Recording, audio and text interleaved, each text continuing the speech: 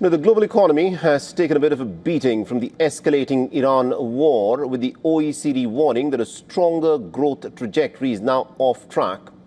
Now, prior to the war on Iran, global growth was expected to outperform the earlier estimates, but now disruptions to energy flows have significantly altered the outlook. Overall, we now expect global GDP to grow by 2.9% this year and 3% next year, after growth of 3.3% last year. This is below our expected pre-conflict growth path for the global economy by 0.3 percentage points in 2026 and 0.1 percentage points in 2027.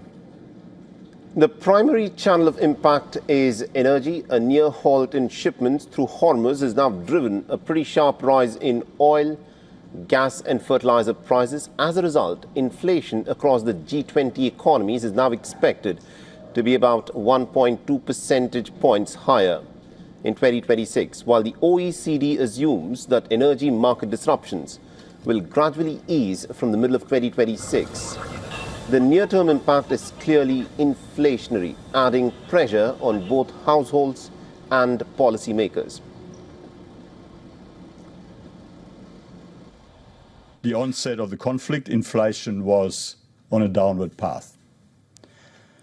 Higher energy prices have reversed that trajectory.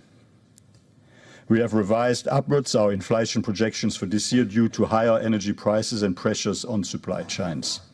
Average inflation in G20 countries is now projected to reach 4% this year and to moderate to 2.7% next year, assuming energy price pressures fade. Compared to our December economic outlook, inflation for this year therefore has been revised up by 1.2 percentage points for the G20 as a whole and by 0.3 percentage points or more for 14 G20 countries. Now, the OECD also highlights some significant downside risks in a more adverse scenario where energy prices remain elevated for longer. Global growth could in fact fall an additional 0.5 percentage points by the second year of the shock. At the same time, inflation could rise by another 0.9 percentage points. The report has highlighted that uncertainty around the conflict and energy markets will be critical in shaping the global economic trajectory in the months ahead.